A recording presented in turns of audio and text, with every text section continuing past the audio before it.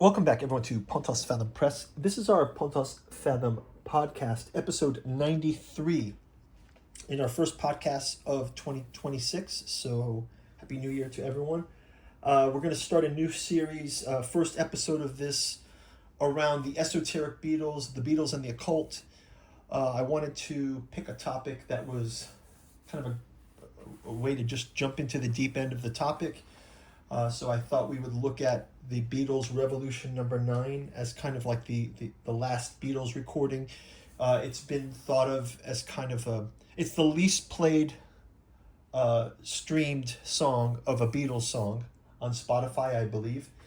And it's often a skipper on the White Album, although the White Album without it wouldn't be the same. What I thought we would do today is take a look at some other people's thoughts on the White Album. We've got Alan Pollock's view of it. We've got Ian Hammond's great views of it. So we'll read these a little bit. We'll also deep dive into some of the Beatles books. I don't have all of the Beatles books here about the Beatles and the Occult. I kind of want to jump into it fresh. So just have some biographies here. I've got biographies of different Beatles. Got Fenton Bresler's The Murder of John Lennon on the tabletop. And I've got the Beatles complete scores. I thought we would look at the what the biographies say about Revolution number 9, like where it takes place.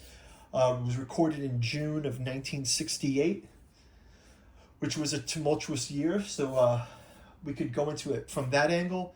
Then I want to see what the music scholars have said about it, what the score has been said about it. Let's break it down and look at it. But also I kind of wanted to look at it as kind of like the last Beatles song. In a way, the Beatles had songs that they played after it. It's not even all the Beatles on this song, but I wanted to sort of see it in this apocryphal, Gnostic kind of way. Almost the way, I mean, and even, in Horribly, you've got even Manson thought of it as having a correlation to the Book of Revelations. But in a way, it does have a Revelations kind of ending. I mean, think of if any of the books of the Bible are the strangest, it's the Book of Revelations is right up there. So we've got our Book of Revelations here as well. We've also got some breakdowns of all of the sounds tracks. I've prepared a sort of a slide deck that we're going to go throughout this journey, and then finally we're going to end up with some astrological and esoteric things about it. Not only, I don't want to really dwell on the Revelation side that much, but I do want to go into that angle just a bit because of its, it has elements of this. When you look at the way it's sort of positioned almost outside or at the liminal edges of the Beatles catalog, it's sort of like it defines some kind of outer edge of the Beatles catalog, and differently than some of their other, let's say, psychedelic songs or their other experimental songs. It's almost like the last experimental song, and I think it has an avant-garde kind of component. We'll go into the history of some of that, and then finally we'll look at some astrological things around it, and we'll tie it into positions of Saturn, Neptune, and some of the other things. So let's jump right into it. For those of you who don't know, Revolution number 9 is off the White Album. It's a double album of the Beatles that came out in 1968. And it's an 8 minute and 20 second, something like this, music concrete. It's a kind of a collage of sounds and a visual phenomenon. We'll go into a little bit about the structure of what the song is in a bit, but let's just kind of jump right into. I've got some pages bookmarked in the biographies here. So this is starting out with Bob Spitz's The Beatles biography, and if we go to the Revolution number 9 section, we'll just read a little bit about where the Beatles were. So this is mostly composed by John and Yoko. And if we dig into that, I had a bookmark and I lost the page. Revolution number 9, let's go to 795.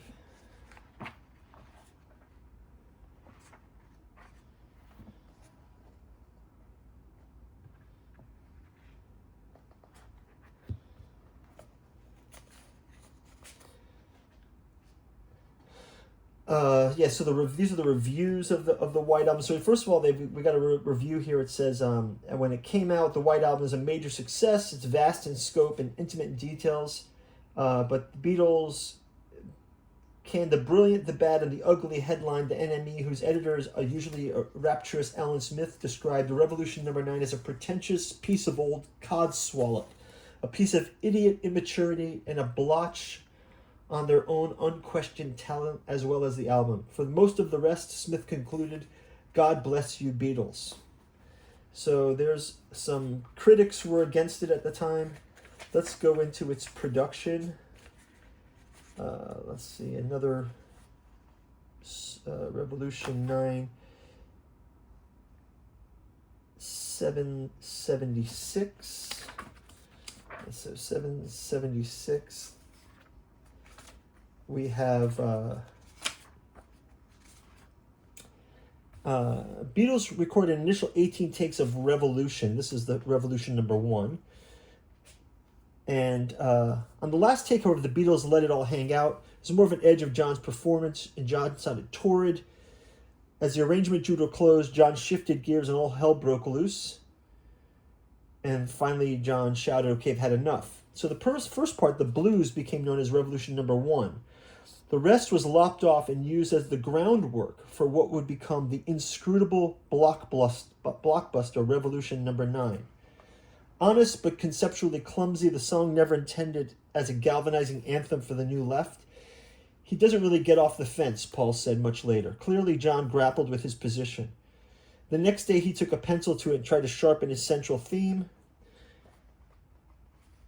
Throughout each successive take, Yoko sat perversely through the recordings.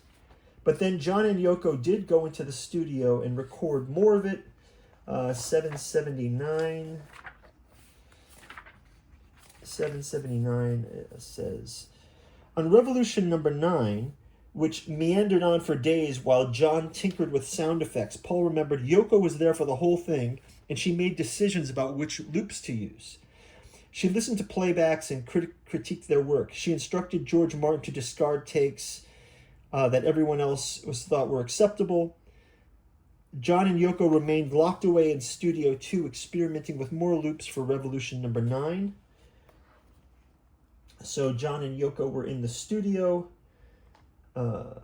controlling a lot of its production. I don't even think Ringo and George had picked some tracks out for it, and Paul was kind of against the entire thing. 784.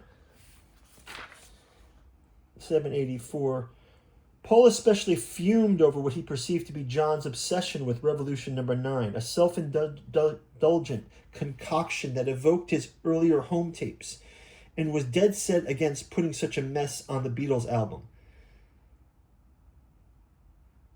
So there was some tension about including it or not. Then there's 795.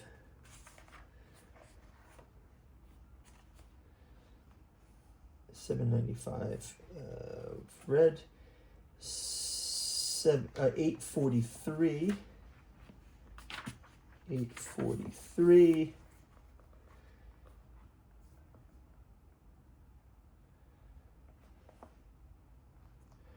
Others who played the entire track of Revolution #9 in reverse identified it as the sound of a horrifying traffic accident.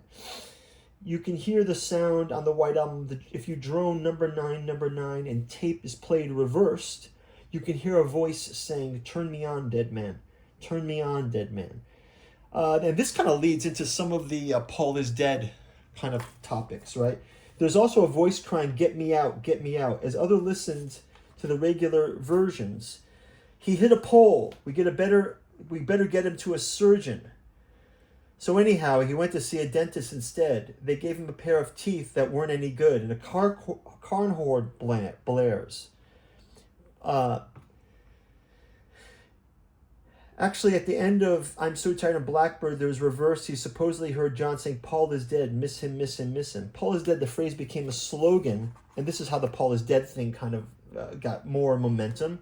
So there's the Paul is dead aspect of it. So I think that's a little bit of a start from Bob Spitz's Beatles biography. That kind of touches. I did pick up the Billy Shears book. It's on the way, and I have another book on the way called Beatles and the Occult. So we'll probably get into those later. I'm going to probably spend some time doing these. In Barry Miles' Paul McCartney Many Years From Now biography, there's a little part here about Revolution 9. It says, of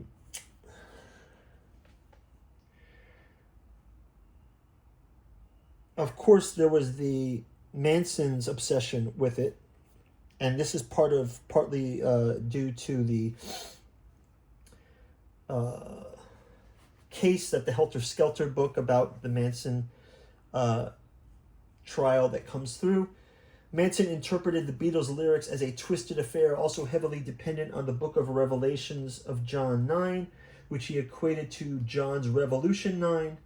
In the biblical revelation, St. John said there's 4 angels held or set loose to kill a third of mankind. So to Manson, the Beatles were the 4 angels. And the beginning of Revolution number 9, John sees an angel. Revelation 9, John sees an angel, a star falls to the earth. And the star is given a key of the shaft of the abyss. With it, he opened up the shaft of the abyss, and from the smoke rose. Locusts in Manson mind meant Beatles. The fallen angel was the key, of course, to himself. He had also found an abandoned mine shaft in the desert north of Los Angeles, about which he spun many fancy tales to his brainwashed followers, claiming it was the shaft in Revelation 9. Manson's exegesis of Beatles lyrics was a supreme example of obsessional interpretation. It would have been hilarious if the results had not been so tragic. You know, there's the famous Joan Didion kind of take. Joan Didion wrote in her book called The White Album. She wrote how the Manson was the death of the 60s. But she also talked about the White Album a bit, just in the sense that it's a disturbing anthem for the time. And if you listen to the White Album, it is, I mean, it's been described as a postmodern record. It's got Art Concrete in there. So there was something very disturbing about the whole affair. Let's just see if there's another quote in this book. Revolution number 9, 483. 483.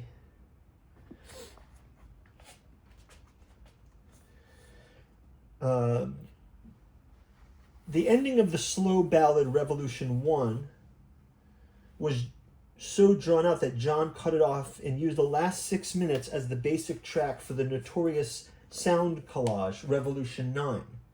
Revolution 9 is probably more of a Yoko Ono record than a Beatles track, though it has some similarities to the 14-minute Carnival of Light tape that Paul had made with the Beatles 18th month before, and uses his loop tape technique.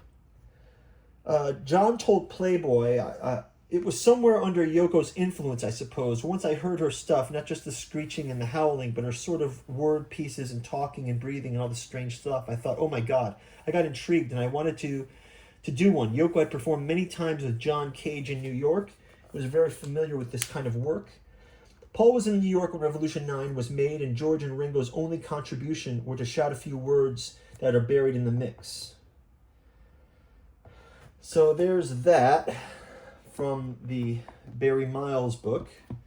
I've got the George Harrison Behind That Locked Door.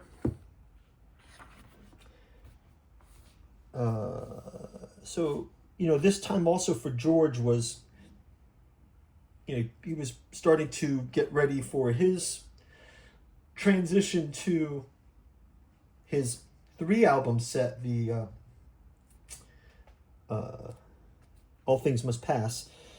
Said the tensions were further exacerbated by the presence of Yoko Ono. Lennon and his new partner had recently gone public as an item, and the extent of their coupledom was rapidly becoming apparent in the rest of the band. Harrison may have been the only other Beatle asked to contribute to Revolution 9, the 8-minute avant-garde sound collage compiled by Lennon and Ono, but he was less accommodating when it came to his bandmates bringing the girlfriends to work. Okay, that's kind of funny. So we've got a little bit of mention there that he did collaborate on it. Ringo, with a little help, says, I think Ringo was in New York at the time. Ringo couldn't take it anymore. He'd gone off to New York. The song that follows the Revolution number 9 is Good Night.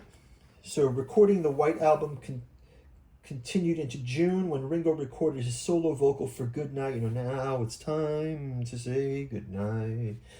So Lennon originally intended to sing the song himself, but changed his mind, apparently embarrassed by his tender tone.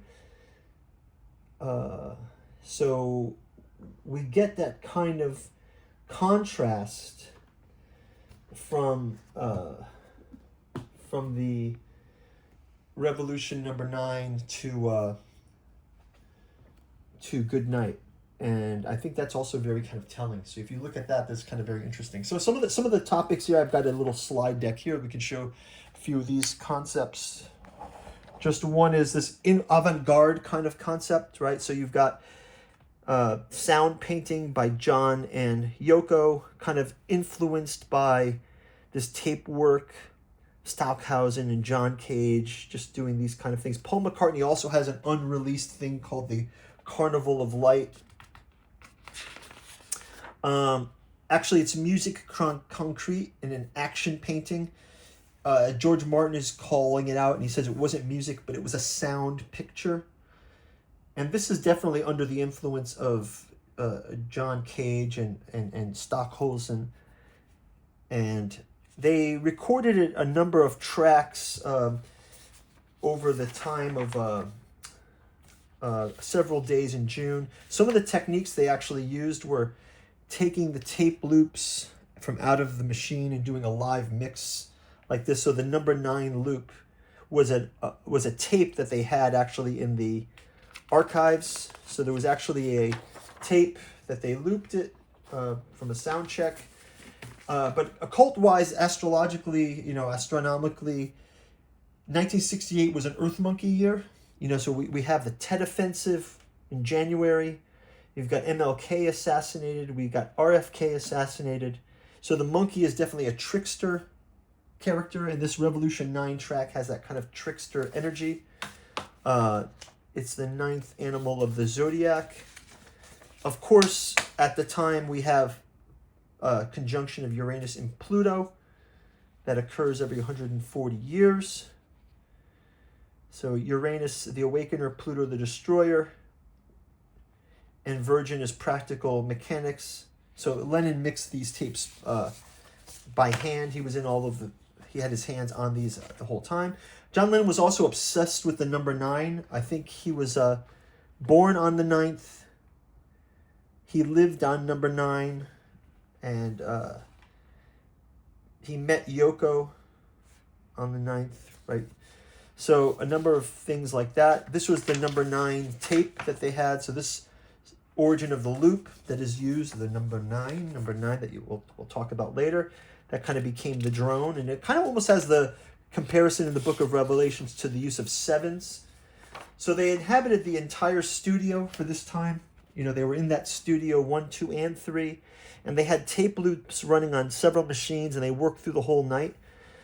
At one point, they were weaving 30 different loops into the mix. So what I've done here is I've taken actually Ian Hammond's talk of it, and I've marked out all of the different sounds that they've got. So I've done a study of that we can go into next.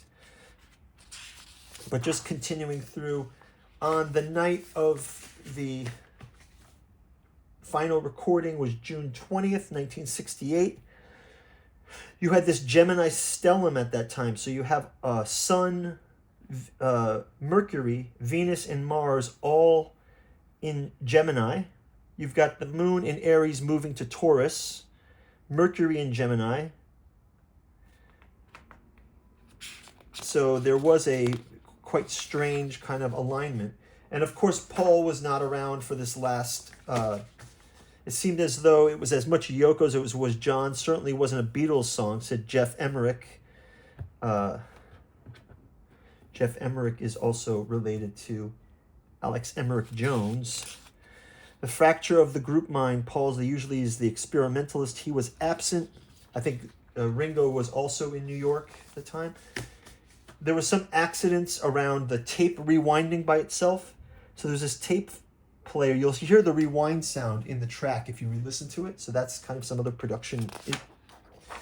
And in a way, it's the anatomy of a nightmare. So it's sort of a photograph of the different components that make it. I've done some mappings of these using some of Hammond's notes. So maybe what I'll do next is I'll jump into Hammond's notes and talk about the structure of it. And we can leave this visual here in place. I'll leave these track notes here. So first off, I wanted to start with, zoom back out here a bit. So first off, I wanted to start with an amazing, if Beatles fans out there, if you're not familiar with his work, Alan W. Pollock wrote his notes on the Beatles. He actually did an analysis of every song of the Beatles. And it's quite amazing. It's kind of like, imagine in the 90s, in the early internet of the 90s. Is this the 80s? When was this produced? This was copyright 1998, so late 90s. Imagine him as the Rick Beato of the early internet, just for the Beatles. So he would kind of do what makes this song great kind of thing. So he's quite witty too. So Alan Pollock's notes on Revolution number 9 says, friends and lovers have for years been preparing for this eventuality. Ha ha, what are you going to do when you get to Revolution number 9, wise guy? So all of his other 150 Beatles songs that he had done, they are quite, they're music, they're done by a musician, much like Rick Beato's channel, for those of you who are familiar with that. Rick Beato does the what makes this song great, and he'll break it down track by track. He'll talk about chord changes, he'll talk about music theory. So usually Alan Pollock does this, but today we've examined more than 150 Beatles songs using essentially unvarying analytical apparatus. The normalizing filter that we've run these songs yielded a nice set of apples-to-apples images, but now comes along this exceptional track which would seem to prove all the rules and opaquely immune to our custom method of analysis. You run through the program anyway and just see what you get. It's not a song, you say, not a brief composition written or adapted for singing as defined in the American Heritage Dictionary. Yes, it does contain some bits of singing, but that's not primarily the focus. Therefore, it doesn't quite fit on a Beatles album, you say. Well, within you, without you, tested your patience. But this one is more than you can stand. So he's kind of like talking about how people refer to it. But one thing he does says is, John's relevant axiom reads, there's nowhere you can be that isn't where you're meant to be. And the notion that the White Album would be improved by the omission of Revolution of 9, but at the same time, it would be lacking something if it was removed, he says, right? And another, John Cage, is wryly asked one of his lectures on the compositional process, which is more musical, a truck passing by a factory or a truck passing by a music school? So somebody spoke and I went into a dream. It's the radical progressive elements that demand your undivided attention when you immediately discover the piece. What you react to, and especially in context of a rock album, is the absence of a large number of traditional musical values. So overall, I think Alan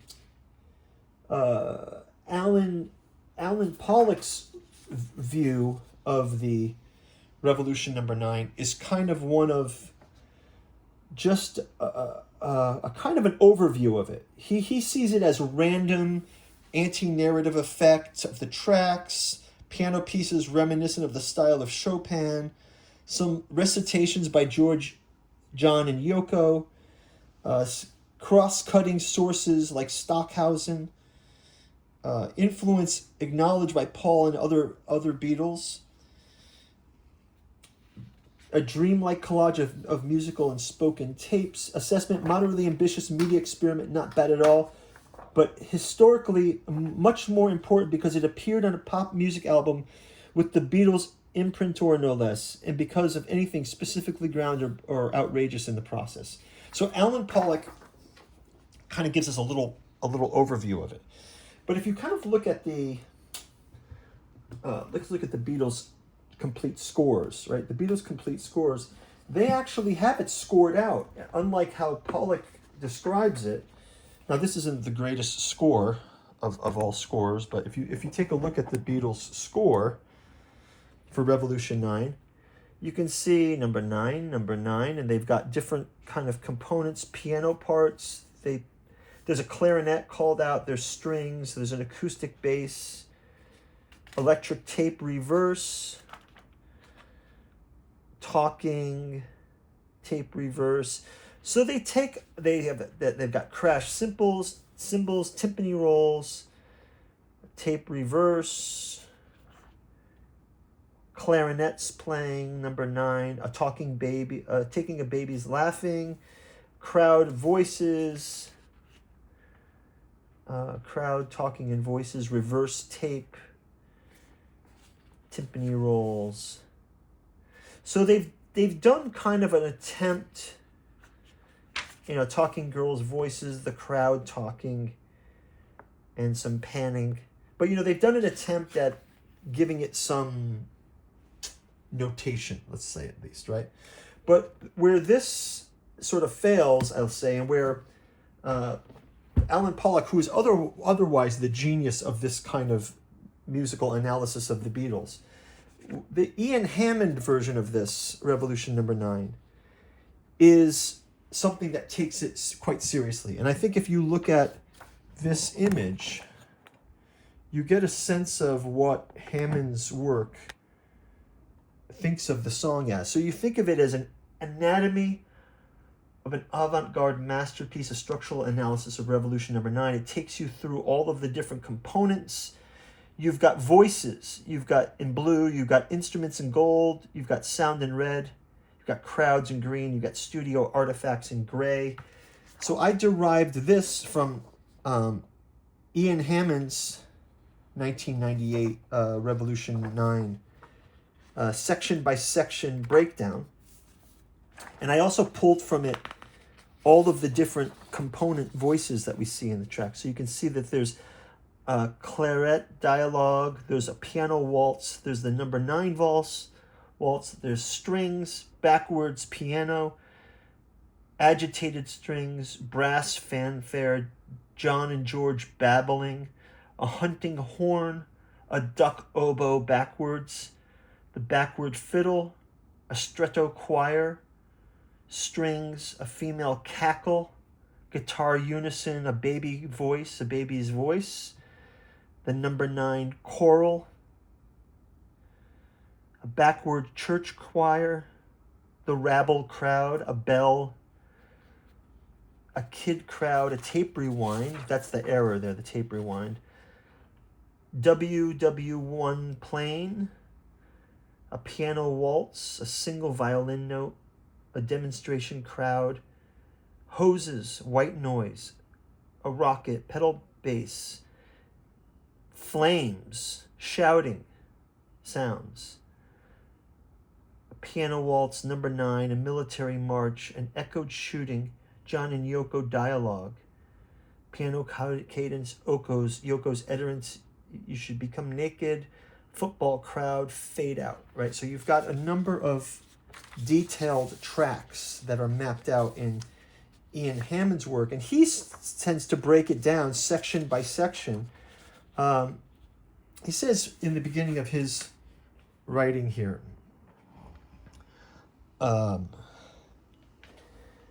is this too much information on the least loved piece of music that the Beatles ever released? Probably. But say what you will, Revolution 9 provides us with a unique opportunity to look at the marvelous mind of John Lennon at work for a completely different angle, and a great opportunity to torture my favorite news group. So again, this was written in 90s internet speak with Usenet, probably. This is a multi-part posting, so he wrote 9 sections for this. So section 1.1, it says the claret dialogue. Have you got a bottle of claret? If I'd realized, George, well, we'll do it next time. I forgot all about it, but you forgive me. Yes, you bitch. Revolution 9 begins softly with a camp showbiz conversation between Alistair Taylor and George Martin regarding a forgotten bottle of wine. It's a very refined British conversation, marked the occasional footsteps. We know that the George is George Martin, making the piece self-referential, as are many White Album songs. Martin returns later, Jeff, turn the red light on. The fragment is not repeated, etc. So we keep going into this. And then we have the number nine. With number 9, Lennon chooses a theme that Beethoven would have liked. It's a distinctive 5/8 rhythm, a syncopated double upbeat into a longer held note in a simple melody, a repeated B, then an octave glissando up to a sharpish B flat. The number 9 voice came off of an examination tape. John thought it was a real hoot. So we see this is where we have this number 9. Then we have the strings, E flat tonality, backwards piano, and again, it goes on and on. Right? So what we have here is just a little taste of the kind of study that we can look at it. And I want to call it up because in a way, things like the book of Revelations or the Bible are studied this way, right? And I think if you take it quite seriously, there are some interesting finds inside of this. And we will do a kind of a playthrough together where we'll go through it and listen for some of these things as an exercise. But just to sort of ground us in this space, we have the obviously there's 3 main components. There's this exposition, there's a development, and then there's a climax and a coda. And it does have this kind of some kind of demonstration or a riot. I mean, it's called Revolution 9, and I think there were some themes of that were being explored, right? So in the exploration of those themes, we have the there's a demonstration inside of it. There's the parts that seem like a car crash. There's honking horns. There's planes. There's the baby crying. There's a number of strange things. And also the strange order in which the song comes. So if you know the way the Beatles tracks are produced in the White Album, or the way they're ordered, there's a song called Cry Baby Cry. And when Cry Baby Cry ends, there's a small piece that plays, Can You Take Me Back Where I Came From? Can you take me back? And then Revolution 9 begins. And I always found this odd, even there's a kind of a uncanny, chilling, like hair stand up on your arms kind of nature to that song. Because in a way, what's surfacing here is the unconscious. It's kind of a surfacing of the unconscious, I want to say. And I did have a quote from the Fenton Bresler's book. It said,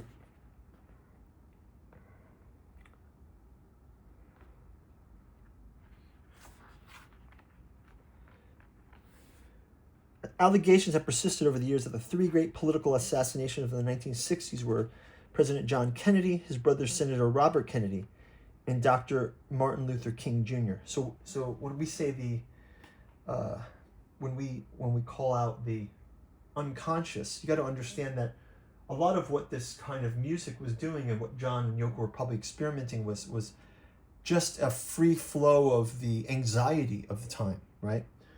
The work programmed life of real Manchurian candidates, the men who pulled the trigger in each case, Lee Harvey Oswald, Sirhan Sirhan, James Earl Ray, may have all been somewhat unstable characters, but that only made it easier for them to be lone nuts. In fact, they ran conspiracies and none of them acted on them. And then you see here, so it's May 1968, the Beatles recorded Lennon's Revolution, their first attempt, and it was in June that they recorded the Revolution number 9. The song marked John's decision that he had political responsibilities and you have to fulfill them in his music. That was the momentous decision, and it was one that Yoko helped him to make. So we'll look a little bit later in some of the astrological quotes. We'll look at that a bit later where we'll talk about those influences of this time period, right? And also there was a time around this when Yoko is pregnant. This is November of 68. November of 68. So we're still back in June 68 with the recording of this. So to continue the John and Yoko connection, we'll go into that a bit, but the fated partnership, Saturn and Moon kind of relation. You've got Yoko's Sun Aquarius, Moon Sagittarius, and John a Libra with Moon in Aquarius. It was sort of a Virgo conjunction time. So yeah, so that Revolution 9, we were saying it sits between Cry Baby Cry, which is almost like a song about, the song orders of the White Album are quite studied. Cry Baby Cry talks about a king and the queen and the children. And then as the song is kind of a melancholic, cry baby cry, when that ends, it gets into the take me back where I came from, can you take me back? And then we go into this nightmare fuel of Revolution 9, and then it ends sort of with the New Jerusalem of the lullaby sung by Ringo of now it's time to say goodnight. So, and then you have in that sort of mirror of madness, you've got Manson responded to this, and he believed it really was talking to him. So there's a part in in Revolution 9 where they've sampled the "All Right" from Revolution. You know it's going to be all right, and it's like right, right. But Manson thought he heard "Rise" in this place, and he saw this as part of some idea that hidden in the Beatles album was the coming of a race war that was happening. I think, it's very interesting that here we are now in these times with lots of riots and things like that. So it sort of seems relevant to talk about what are those occult and esoteric elements, or even just populist elements that come up in our times that drive that unrest. The other thing that's very strange to comment on this before we jump into the track itself is 9.5 million people bought the White Album. So it's the first time, and maybe the largest time, that a piece of avant-garde art was interjected into people's lives. So it was massively popular as well. So I think that's kind of an interesting component. So we've seen like this structural map of Revolution 9, and I kind of want to present this here as a way of looking at the song maybe in real time. So we can, what I'm going to do for the channel now, because on YouTube I think we'll get a copyright claim, is I will walk us through this recording. I will count us into the track, and I will present to you the timeline in real time. So let's listen to the song together. If you guys want, go and get a recording of Revolution number 9. We'll go from the "Can You Take Me Back Where You Came From," and then we'll count in 1, 2, 3, and I'll start it, and then we will kind of listen to it together. I won't play it here on the channel, but I am going to be listening to it here. And if you go to my Patreon, I'll try to upload a version of it where we can play it. So I'll play it. I'll edit a version of this actual podcast with the track playing underneath, so you guys can hear it as well. So what we'll do is we will set us up for jumping into the track. A couple things here, though, is, again, as that skipped track, McCartney didn't want it on the album, right? And this has brought avant-garde to millions of people. And, if we look at the book of the Bible, it's often also skipped. So a lot of people skip this song. So this is a listening adventure for everyone here. I'll have some notes around the Revelation correspondence just as we go through it. Obviously, Revelation, the number 7 is used a lot. There's 7 seals, there's 7 horns. But in the Revolution number 9, we have the number 9 here a lot. And you can kind of see that there's this overlap of ideas that we'll get into after we do the listening. Okay, I just want to set you up. Now, what you're going to be listening for now is there's also lots of things to hear. So some of the things when we dissect the track, I want you to be listening for spoken voices, dubs, and sounds. So there's a lot of voices. There's also various instruments, loops, orchestral music, guitar, piano, things like this. And then there's sort of effects and sounds, mechanical noises, and some dubs that are in there. So we'll listen to for all of those. And I think in a similar way, when we get back to the Book of Revelations, we'll sort of see that there are kind of a similar catalog of events. You've got seals, you've got trumpets, you've got bowls, 7 seals and 7 trumpets and 7 bowls. So we'll kind of listen for those things. I'll have some notes that'll get us into those. Let's go ahead and I will put the clock. Where can I put the clock that you can see it? Is it in frame here? Let's just move this over a bit. And we can share the clock here. How's that? All right, if everyone's ready, you'll have the cry, baby, cry. And then, can you take me back where I came from? Can you take me back? And we're going to start the track. And we'll listen to it together.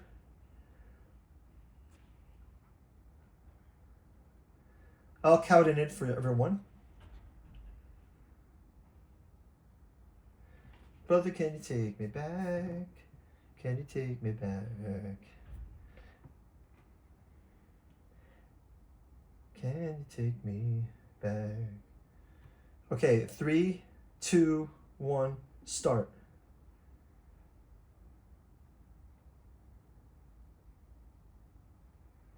So in the beginning you can hear, this is that dialogue about the claret, the Alistair Taylor.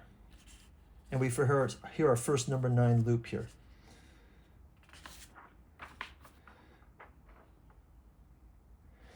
And we can also start hearing the piano piece, this B minor piano waltz.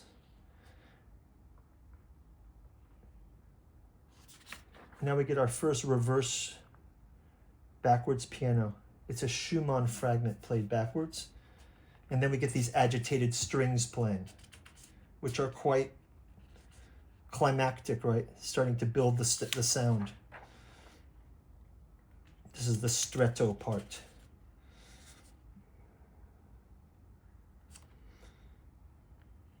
And then we have some fanfare. And now we have some babble of John and George. We have the hunting horns. We hear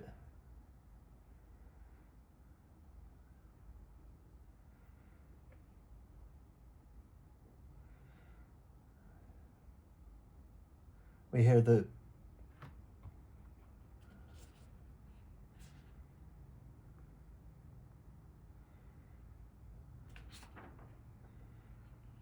we come back to this plunging strings.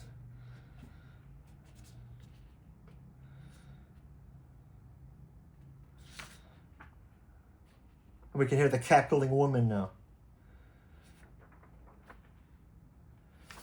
The cackling, quite disturbing, right? And now we hear the baby's voice. The baby's voice. We have the baby dub. And now we have the backwards sitar. And back to the number 9. And we hear the crowd noise in the back. And we also hear some talking.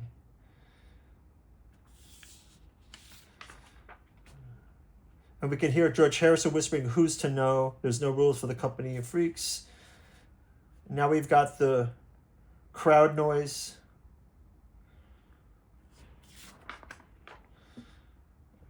We're going to hear right now. This is extracted from Revolution 1. And we got the backwards choir.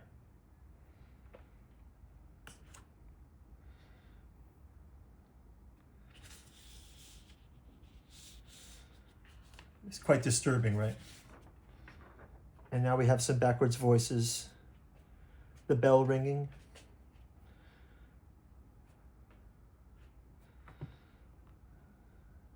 We hear the car honks. And we hear the shh. Is this the car crash? The voices are in one lane.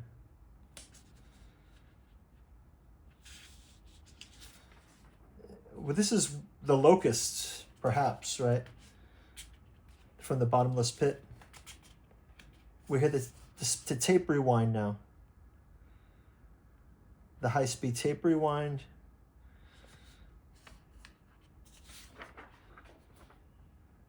They are standing still. Now we hear this very disturbing sound, the wounded sound. It's very disturbing sounds.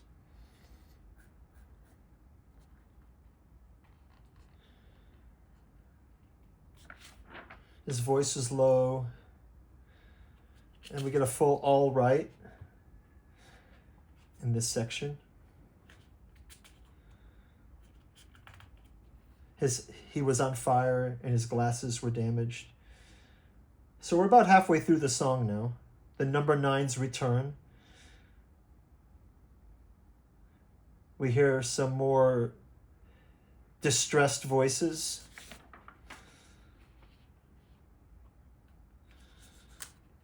The crowd is now roaring, the height of mob rule. And we have the swells again.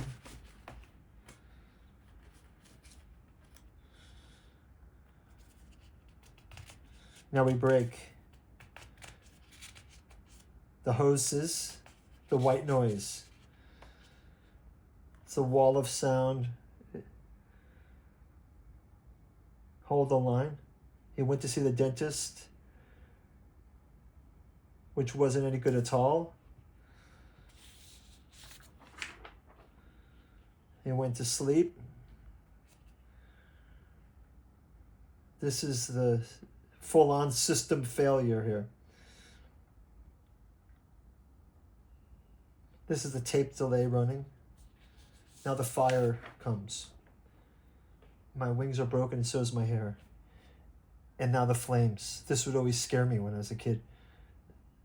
It's the sound of flames, panic, gunfire, a voice in distress in my broken chair, shooting sounds,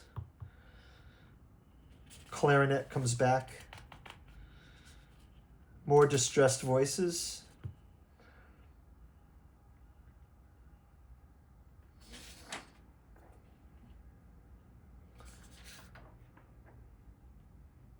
We need to find the right night watchman. The choir is returning.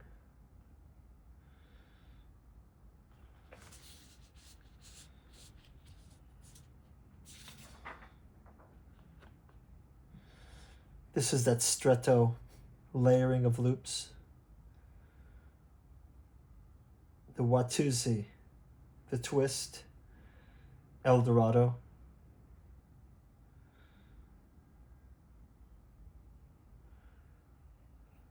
Take this, brother, may it serve you well.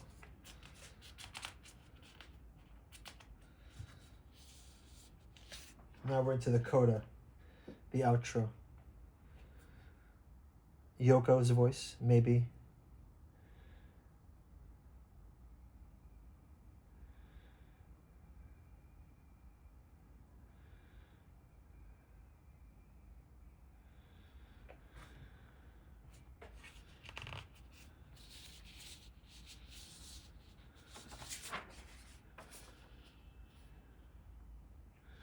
Fragment of the Awal Hamsa, Arabic song. If you become naked, Yoko says.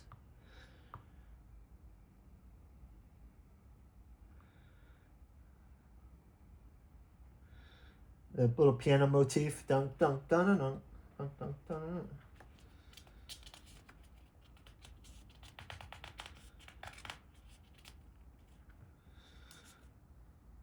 Hold that line.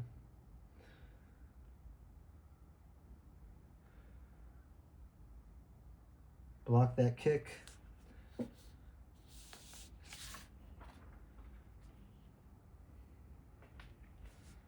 And the song winds out.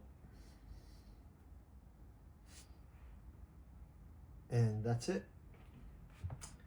Okay, so that'll be something that you guys can listen to on the Patreon, or if you go back and you just time it with my starting of the watch, you can listen to that with your recording of it and just kind of see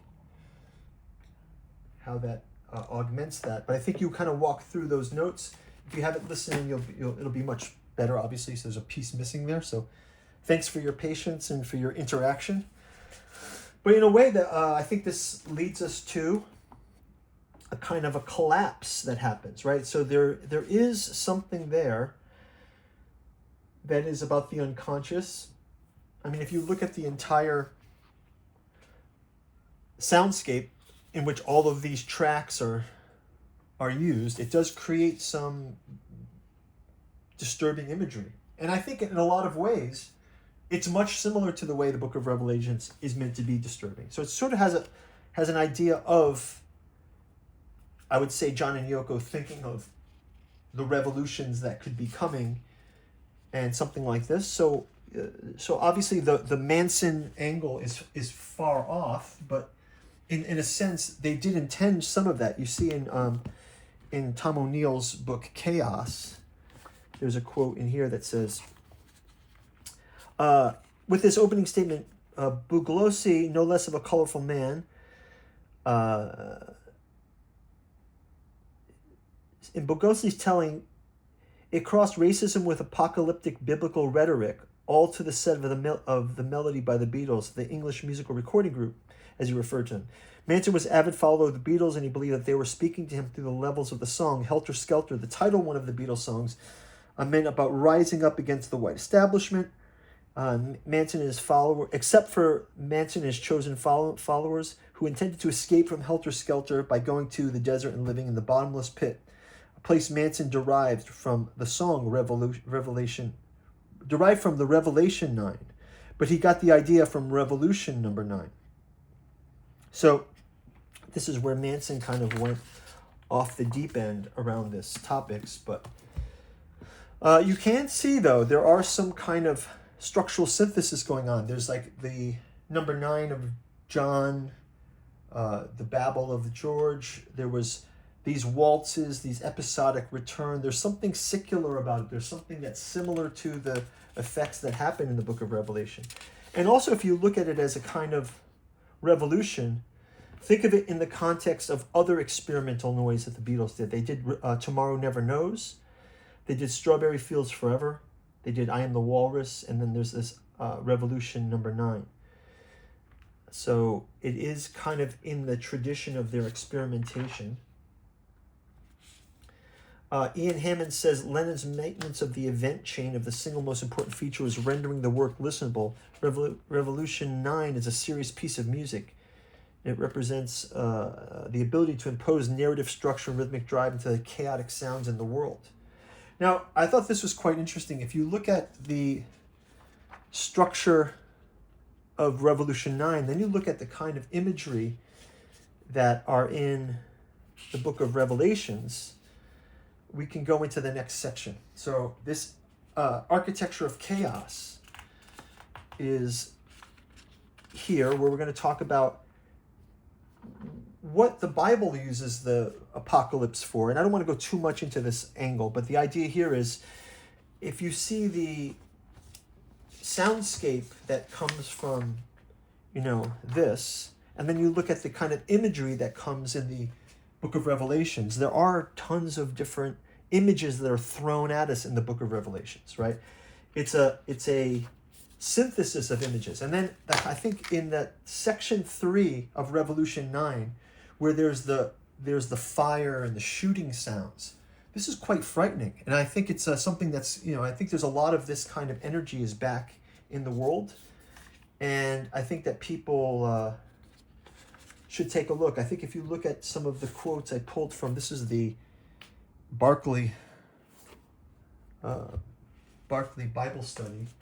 Let me just put some more light on here as the day is sun is setting here. first quotes I have are Revolution 8:7. It says, "It would be wrong to take all of this literally and to expect that God literally blew a trumpet. But nonetheless, the picture has symbolic truth in it. A trumpet blast can do three things. It can sound an alarm, it can waken from sleep or warn of danger. And God is always sounding his warnings in the ears of men. And it can be the fanfare which announces the arrival of royalty. It is a fitting symbol to express the invasion of time by the King of eternity. And it can be a summons to battle for the soldiers of the King of Kings." And you have in Revelation 8:7, "The first angel sounded a blast of his trumpet, and there came hail and fire mixed with blood and launched themselves up on the dry land. And a third part of the dry land was burnt up, and a third part of the trees was burnt up, and all the grass was burnt up. And the second angel sounded a blast on his trumpet, and what I can only call as a great mountain burning with fire was hurled into the sea. And a third part of the sea became blood, and a third part of the creature in the sea who had life died, and a third part of the ships were destroyed in wreckage. And a third angel sounded a blast of his trumpet, and a giant meteor blazing like a torch fell from heaven, and it fell on a third part of the river. And the name by which the meteor is called is wormwood. And a third part of the waters became wormwood, and many of the mankind died because of the embitterment of the waters. And the fourth angel sounded a blast on his trumpet, and a third part of the sun was smitten, and a third of the moon, and a third part of the stars, and so a third part of their light was darkened. And so that part of the day did not shine, and so was the night." So then I think we have, here's a flying eagle, the unlocking of the abyss. "The fifth angel sounded a blast of the trumpet, and I saw a star falling from heaven on the earth, and to him there was given the key of the shaft of the bottomless abyss. And he opened the shaft of the abyss, and smoke went up from the shaft like the smoke of a great furnace. The sun of the air was darkened by the smoke from the abyss." And then finally, the locusts from the abyss. Now, when I hear those sounds of the crackling flames in that Revolution number 9, it's quite frightening, and I think it reminds me of this, where it says, Revelation 9:3-12 says, "From the smoke locusts came forth upon the earth, and they were given great power like the power of the scorpions of the earth. They were told not to harm the grass of the earth, nor the tree, nor any tree of such men that did not have the seal of God upon their forehead. They were not permitted to kill them, but to torture them for 5 months. The torture is like the torture of a scorpion when it strikes a man. And in those days men will seek for death and will not be able to find it, and they will long to die, but death flees from them. In likeness, the locusts were like horses prepared for battle. Their heads were what looked like the crowns of gold, and their faces were like human faces.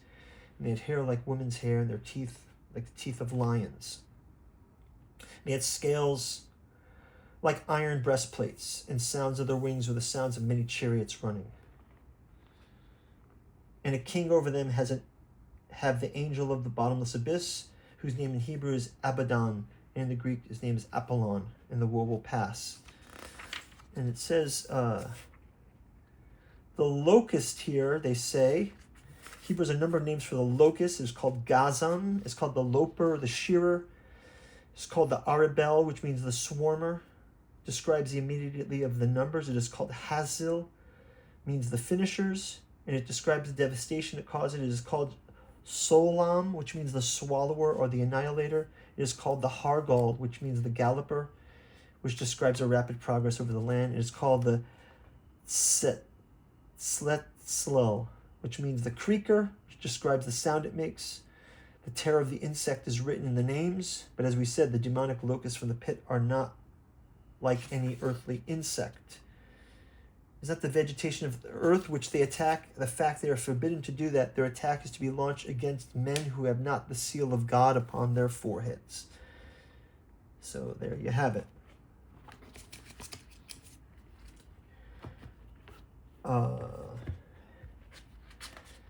And then we have the bowls of wrath, right? So we have the bowls.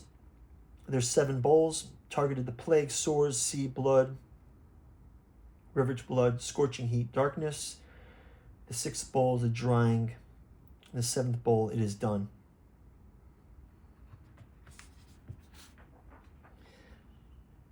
And of course, you have the imagery, just like we have the sounds in that piece. We have this imagery of beasts and seals and horses and harlots and dragons and the mark. So where you have sort of like this kind of music concrete of 9, to kind of bring us back to the sanity. Music concrete, sort of a way to open that unconscious, and then we can close it off again. Like we know the tape ends and we go into Ringo's singing goodnight, right? So it ends with this kind of a lullaby of the chaos of the revolution fades, just like the revelation fades with the bowls of wrath give way to the New Jerusalem, and the chaos, the sea is removed, and the river of life flows onwards again, right? So you sort of have this return to the end. And I think, we've talked in this podcast before about the work I quite like is called The Second Coming of Jesus Inside of Us. The work by Yogananda, which kind of sees Revelation more as a shamanic journey, right? And so maybe this is what John and Yoko were trying to do. Maybe they were just, they were using some pretty rough drugs, so it comes out in the roughest way. But maybe they were experimenting on this shamanic kind of path. I think it's fair to say that that's the case. Okay, for the last part of this, I kind of wanted to go into a bit of the astrology, some of the celestial moments of this date. So again, we're back in June of 1968. So the track was being recorded around those dates of June. I think the final assembly was on June 20th, 1968. So if you look at June 20, 1968, you have this Gemini constellum, right? And you've got Saturn in Aries. And you have the moon in Taurus. And I wanted to pull out a couple of quotes here about astrologically. I've got Liz Green's Saturn here. And some of the aspects that we're going to talk about here are Saturn in Aries. Saturn is considered to be in its fall in Aries. And from this, one might deduce that it is a difficult position for Saturn, which is not easily carried. Possibly, by the way, this is now the second Saturn return, close to the second Saturn return that we are entering now. So say around 60 years from this date, about 58 years from this date or so.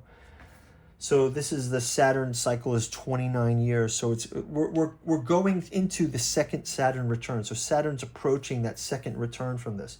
So every time Saturn travels around the sun, we call that the Saturn return. So June 2068, and then the actual second return will be 29 years afterward, not exactly 30 years. So you can see that we're right about there.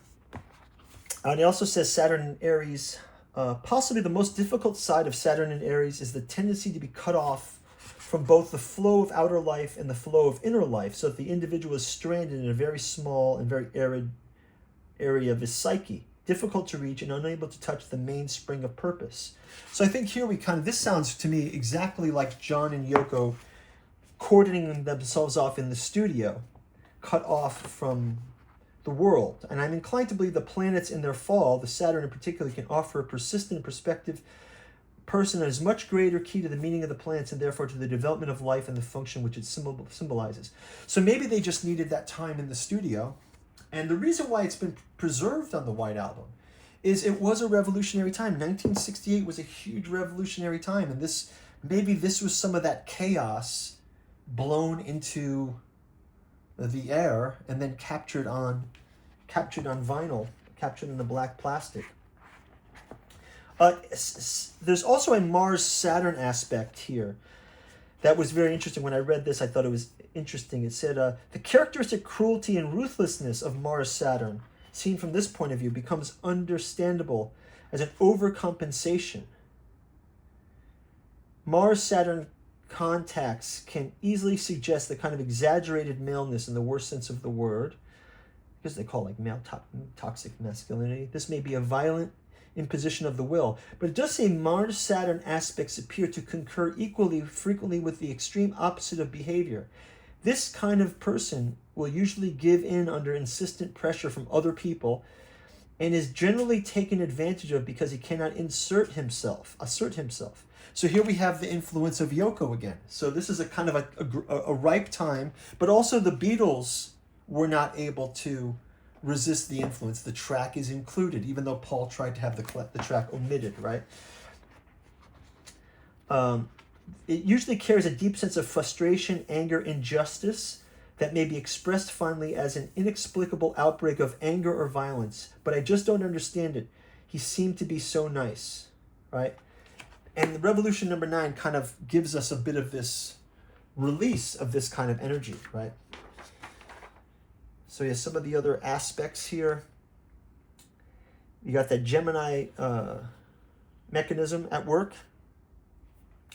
I've also got Liz Green's Neptune, a couple quotes where Neptune aspect was Neptune in Scorpio. It says, Neptune Scorpio is concerned with the invisible underpinnings of physical reality. This includes not only what exists after the body ceases, but what exists during life beneath the body's sensory perception of the material existence. Remember at the beginning of it, Cry Baby Cry was about the king, the queen, and the children. And then we hear, Can you take me back where I came from, which is sort of a regression. It's like a regression into a womb, past life regression. And then Revolution number 9 is sort of this time-appropriate, unconscious mirror of the tumultuous 1968 era that people were coming into the world on. And this would set the stage for the 70s, which was quite a depressive time after the 60s. Physical death is only one kind of interruption may occur. Equally, other kinds of deaths may ensue. In life or in ourselves so that life can be transformed. In this context, it is possible to view physical death as one of many possible levels on which the process of breaking down and rebuilding, initiated through the working out of hidden patterns, may be enacted.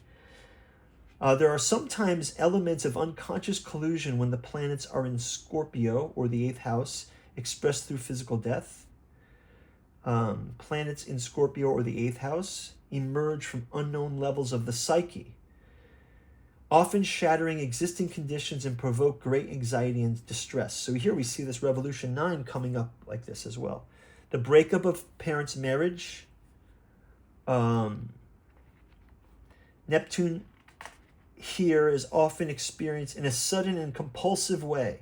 Neptune's inchoate longings may erupt into consciousness with irresistible power because the individual is unaware that he or she is feeling them. The yearning for the source that may take some form of literal courting of oblivion is often the case in the deaths by drug overdose. Well, this is a drug-fueled recording, Revolution number 9. I think they were deep in the H. And it's a sad illustration that this pop singer Janis Joplin, who died in 1970 from an overdose of the said H.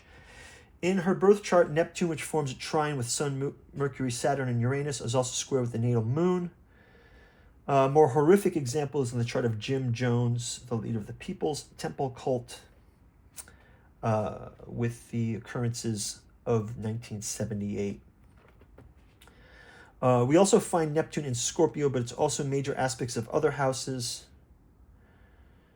The states of depression, wrongdoing, states of sickness of the soul.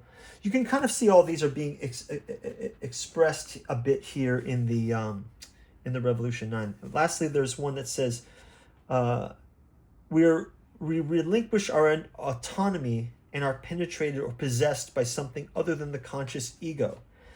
So I think that this sort of shows in that song as well. And lastly, we have a Sun in Neptune footnote here.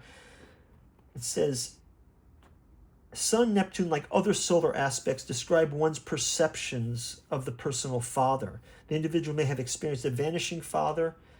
There is often a profound unconscious idealization of the father, or an emphasis in Pisces. Creative imagination and psychic receptivity may have been strong in the father's name. The father's life may appear to have been wasted. Its creative potentials dissipated in alcohol, womanizing, depression, illness, or repeated financial failure.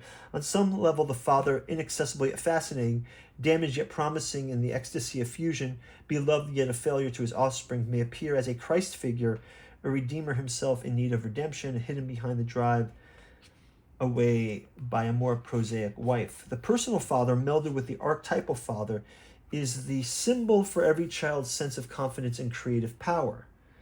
So why would we expect so much from our fathers, who will inevitably get wrong in one way or another because they are mortal? It is also why the son in the horoscope seems to be personifying what is inherited from the father. The mythic hero's quest is invariably an externalization. And obviously we know that John Lennon's father was gone. I think he came back in his life a bit, but I think this is why he sort of, his bond with the Beatles was so strong, and then also his anima possession with Yoko. The mythic hero's quest is invariably an externalization of the attribute embodied by his parent god, any planet aspecting sun. The Neptunian father is the dismembered Orpheus or the wounded Grail King, rendered impotent by life's harshness or by his own burden. So we have some of these themes going on through all of this as well. I thought they were kind of interesting to call out. And we have John, who sort of channeled it, right? John is a Libra, moon in Aquarius. He was sort of the channel of Revolution number 9. Ringo was just a non-present observer. I think he added some tracks to it, but he did not participate. Yoko was kind of the architect of this, with her son in Aquarius. And we've got George as kind of a witness. He was there offering some voiceovers, but again, just kind of watching Yoko and John cook, and Paul is sort of resistance. Paul is gone from the picture, right? He's a Gemini, and we have a Gemini time. It's recorded in Gemini era.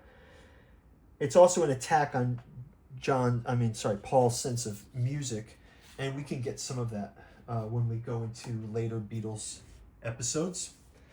So we have Saturn in fall in Aries. We've got the deadpan number 9 voice, the judge without a jury. And we've got the moon in Taurus. It was started in Aries during the recording, but ended in Taurus. So this is where we have this kind of weight from impulse of creation to the weight of the existence of Revolution 9. It's a burden to get through, right, in a lot of ways. And so there we have it, the Saturn in Aries. We got the moon in Taurus. We got Gemini, Mars, Saturn, Taurus, moon. Sitting still while the tapes are turning. But we see that violence kind of captured in the recording, right? So the repetitions are a way to have the revolution channeled into those cells. And in a way, this is kind of like a turning point in the band. So this is where the band is going to be, the Beatles won't be around much longer. And I think maybe when we do a George Harrison, All Things Must Pass, we could go into some of those spiritual directions that they each took, even with Paul and Ram. And then we can also look at some of the conspiracy theories that are out there. I know there's a lot of people out there doing these kind of content. I'm very new to it, so I really appreciate your guys allowing me to take you on this journey. I hope it's been interesting. Our tour of Revolution number 9, some aspects of the occult that we've looked at along the way. Thank you guys for listening. If you are so kind, you can check out our bookstore down in the description. We've got our new Volume 7 of The Free Fall, Forgetting in Distant Gravity. We've also got the Dirges of the Alabaster Kings. The perennial Cat journals out of Lovecraft's Providence with works like The Hermeticism of Hastur, Artificial Psychoanalysis of Desiring Machines, as well as Alchemy and Anthroposophy in the June Saga. Think of them as your way of supporting the channel. We've also got a Patreon. I'm going to try to get an upload of this on Patreon with the actual recording track, if you want to go back and listen to that. But you could always just go back to that section, take a look at the slides and listen. And let me know down in the comments what you think about this series. I'm planning to do some more. Like I mentioned, I have the Billy Shear's book on the way. I've got the Beatles and the Occult book on the way, and got some ideas of looking at different members of the Beatles and some other aspects of them in the occult. If it's interesting to people, I'll continue down this path. So thanks for listening, and we will talk to you soon. Take care out there. Bye-bye.